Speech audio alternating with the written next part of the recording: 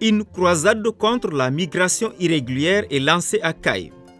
2 membres du gouvernement sont ainsi arrivés en première région à bord d'un hélicoptère de l'armée de l'air pour commencer cette offensive. Ce que nous proposons aux jeunes, c'est surtout une opportunité d'aller vers leur employabilité dans des domaines bien précis dans le projet dont nous sommes porteurs, le ministre des Maliens de l'Extérieur et moi-même, pour 4 années à venir, avec des fonds que nous avons à notre disposition de 13 milliards de francs CFA. Nous venons de sélectionner pratiquement 2400 jeunes qui vont avoir une formation dans les régions qu'ils viennent de citer, notamment la région de Gao, la région de Koulikoro, Bamako, aussi bien que la région de Kayes. Le ministre de l'Emploi et moi-même sommes là aujourd'hui pour porter un message extrêmement important. Un message qui est presque un programme du président de la République, son Excellence Ibrahim Boubacar Keïta, qui a pris l'engagement de trouver une solution à l'emploi des jeunes. Donc nous avons aujourd'hui lié les 2 phénomènes, migration et emploi des jeunes. Dans ce cadre-là, le président de la République, suite aux multiples efforts qu'il déploie un peu partout, les jeunes se sont fortement mobilisés 2 heures avant les débats tant le sujet migratoire intéresse les populations de Kayes. C'est donc une salle du gouvernorat archi-comble qui a accueilli les uns et les autres pour la bonne cause, lutter contre la migration irrégulière. 2400 jeunes ont été déjà sélectionnés, ils vont rentrer en formation. Ces jeunes-là ont été formés dans des domaines bien précis dont ils ont eux-mêmes choisi. Et suite à cette formation, un accompagnement très important va être fait pour leur permettre de s'installer. Au finish, nous voulons créer beaucoup de PME et de PMI, mais nous voulons également inciter les jeunes à aller un peu animer certaines coopératives. La campagne de sensibilisation ainsi lancée est axée sur la migration, surtout celle irrégulière, et les opportunités d'emploi dans la région de Kayes. Et les messages livrés par les ministres sont bien accueillis ici à Kayes, car les principales victimes de la migration sont les jeunes. C'est pourquoi, d'ailleurs, ces cibles adhèrent avec conviction au message des ministres. Mes camarades jeunes, il y a des vérités qu'on doit se dire. On plie bagage, on part où en France? On plie bagage, on part où en Amérique? L'Amérique est descendue du ciel. Est-ce que c'est des anges qui ont travaillé la France? C'est des jeunes comme nous. Des opportunités sont aujourd'hui là. Et même les ministres démarchent la jeunesse.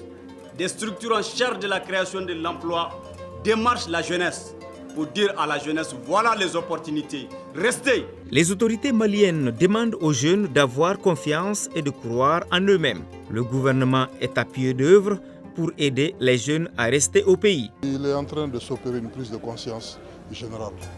J'explique aux jeunes qu'il faudrait qu'ils aient confiance en eux-mêmes. Aujourd'hui, nous refusons des emplois chez nous pour aller commettre les mêmes emplois ailleurs. Et je pense qu'en ayant la conscience de notre force physique, de notre intelligence, de nos entreprises collectives, nous pouvons créer dans notre pays, qui regorge effectivement beaucoup d'opportunités économiques. Alors on peut créer beaucoup de possibilités qui fera que vraiment d'autres auront envie du Mali un jour. Moi j'ai confiance, j'ai foi et je sais que ceci va se faire dans un meilleur délai, surtout sous les impulsions du président de la République. Durant les échanges, les jeunes ont été rassurés que des projets structurants sont créés comme les JOM, Emploi Jeunes et Opportunités au Mali. Pour ce projet, 13 milliards de francs CFA sont disponibles pour installer près de 9000 jeunes. Nous estimons que le projet qui nous amène ici à Kayes s'adresse non seulement à des jeunes Maliens qui ont une tentative d'aller vers l'extérieur, mais surtout ceux-là de nos compatriotes qui sont à l'extérieur du pays, qui désirent retourner. Nous leur disons ici, à votre micro, que nous avons des fonds qui peuvent les garantir de se réinstaller dans leur pays, dans leur village, en les accompagnant, en les formant, en les installant. Mais c'est très simple, généralement c'est des appels d'offres que nous faisons dans les journaux, à travers la télévision nationale. C'est un dossier que vous composez, que vous déposez, et maintenant nous sélectionnons en fonction des besoins qui sont mis à leur disposition. Mais prioritairement, surtout pour les Maliens de l'extérieur, qui veulent retourner à la maison, et aussi pour les femmes. Nous avons bénéficié aujourd'hui d'un fonds du fonds fiduciaire un fonds fiduciaire qui permettra au niveau du ministère de l'Emploi de créer d'énormes possibilités pour les jeunes afin de les retenir sur place et pour qu'ils aient encore davantage confiance à leur propre force. Et de la même manière, au niveau du ministère des Maliens de l'extérieur et de l'intégration africaine, des projets similaires existent également pour offrir des opportunités d'emploi aux jeunes. Donc nous sommes en campagne après Bamako, Koulikoro, Gao, aujourd'hui à Kayes, pour procéder au lancement et aux explications techniques vraiment aux jeunes pour leur permettre d'accéder aux différents fonds disponibles afin vraiment de créer des emplois pour tous. Cette synergie d'action entre les deux ministères redonne espoir aux jeunes de la région de Kayes et les incite à renoncer aux mésaventures liées à la migration. Qui parle de migration parle de jeunes. Ce ne sont pas les vieux qui migrent. Ce ne sont pas des petits-enfants, mais c'est la jeunesse. Cette année, je pense qu'on a compté des milliers qui ont été interceptés, des jeunes Maliens, parce qu'ils ont perdu espoir ici. Ils ont tenté de partir vers la Libye, on les a pris et ils ont été vendus comme des esclaves. Beaucoup sont morts dans les océans et jusqu'aujourd'hui on continue à compter les morts. Mais monsieur le ministre, si vous avez pris votre courage pour brosser une situation, une stratégie de pouvoir mobiliser des fonds pour venir soutenir cette jeunesse, donner de l'espoir à la jeunesse afin que la jeunesse ne puisse plus plier les bagages pour la France ou l'Amérique. Nous pensons que c'est une démarche qui est à saluer. L'impact des migrations dans la région de Kayes est bien visible dans des secteurs divers et variés. Par exemple, à Yelimane, presque toutes les réalisations faites dans le cercle sont l'œuvre des migrants à l'étranger, dont le nombre est estimé à plus de 15 000. Nonobstant ce côté positif des migrations, celle clandestine est en train d'impacter négativement la vie des populations. Le projet est jamais le fruit d'un partenariat entre le gouvernement de la République du Mali et l'Union européenne. Il est exécuté par 4 agences d'exécution, à savoir la pêche, la SNV, ICO et WAST. Ce projet vise à créer des opportunités pour les migrants de retour volontaire et les migrants potentiels. Il s'agit de les former en entrepreneuriat, les offrir des kits et les accompagner dans le développement et l'extension de leurs entreprises. Très prochainement, les formations vont démarrer en gestion d'entreprise et compétences de vie, suite à laquelle après nous allons continuer toujours à former ces jeunes-là sur les métiers qu'ils auront choisis librement. Et partant de là maintenant, les octroyer des kits de démarrage de 300 000 francs chacun et ensuite les suivre et coacher dans la mise en œuvre de leur idée de projet et pour qu'ils puissent bénéficier plus tard d'un financement complémentaire en cascade, donc qui va de 750 000 à 7 500 000 en fonction du secteur choisi. Les principaux acteurs concernés, notamment les jeunes, sont conscients des conséquences. Toutefois, ils attendent mieux pour rester au pays et œuvrer pour son développement. C'est un projet qui est rassurant. Au jour d'aujourd'hui, le jeune s'engage vraiment à rester avec ce projet quand même. Il y a pas mal de jeunes qui s'en sortent. Mais ce que nous demandons aussi, c'est de nous accompagner sur le terrain. Il y a quand même un accompagnement financier, mais nous voulons que le bailleur aussi soit sur le terrain afin qu'il puisse vraiment bien orienter le jeune. Les experts en matière de migration sont rassurants. L'État met actuellement tout en œuvre pour circonscrire le phénomène de la migration irrégulière. Le gouvernement est allé à la mobilisation des ressources auprès des bailleurs internationaux, notamment l'Union européenne qui constitue aujourd'hui le premier partenaire du Mali sur la question migratoire. Et dans le cadre de cette coopération bilatérale avec l'Union européenne, le Mali bénéficie aujourd'hui d'un total de 10 projets. Et sur les 10 projets, il y a 5 projets qui concernent la région de Kayes. Là où l'herbe est verte, vous allez trouver toujours le peul. Donc, mais quand tu vas verdoyer chez toi, les troupeaux vont rester. Donc je pense que je commence quand même le développement et ça passe d'abord par soi-même.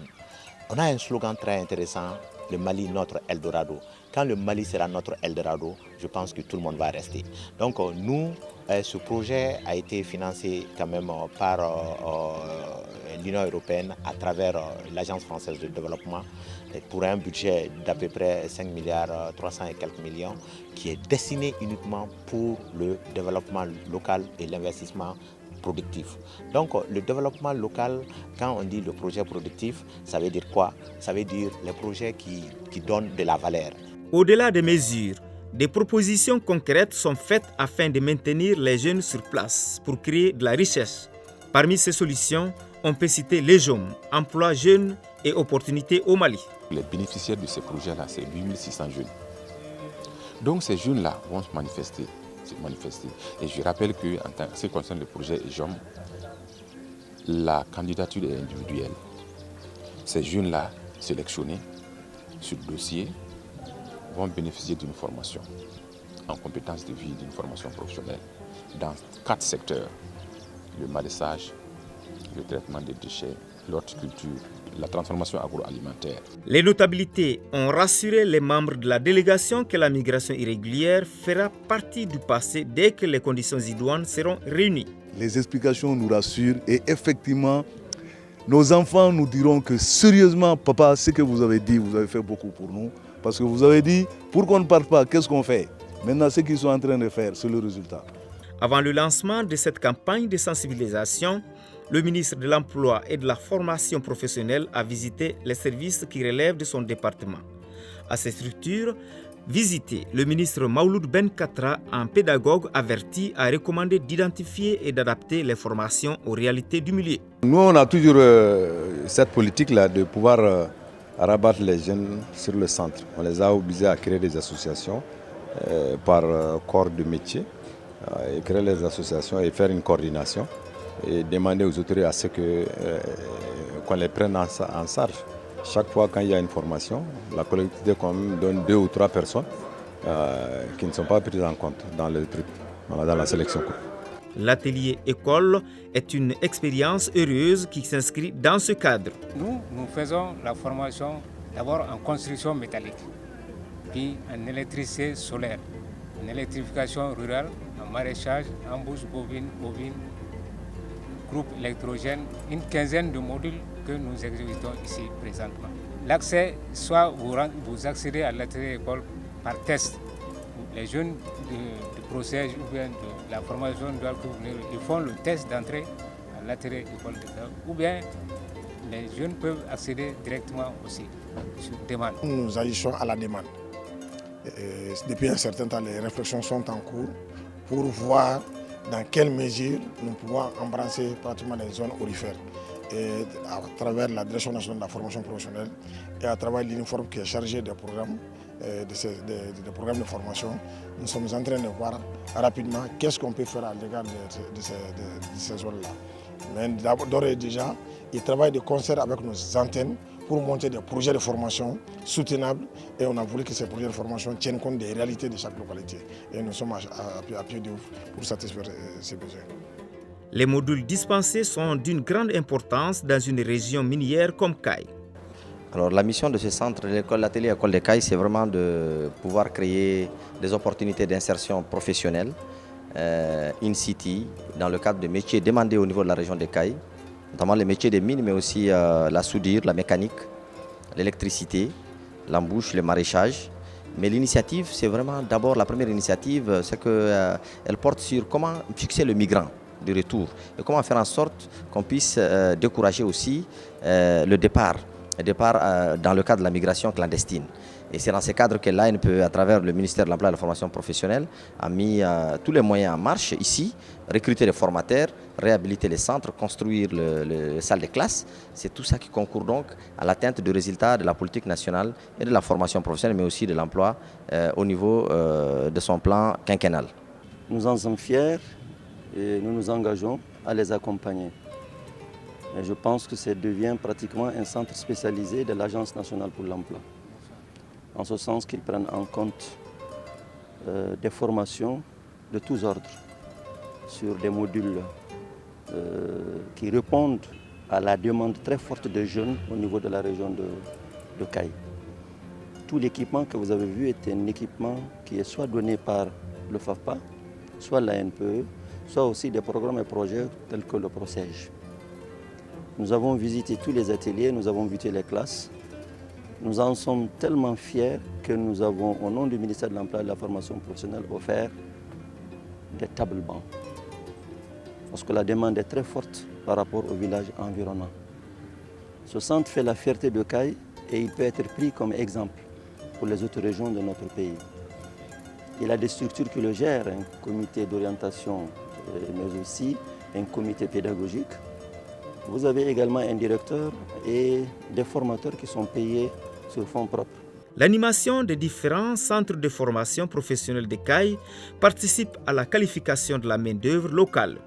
Une vision du ministre de l'Emploi et de la Formation professionnelle.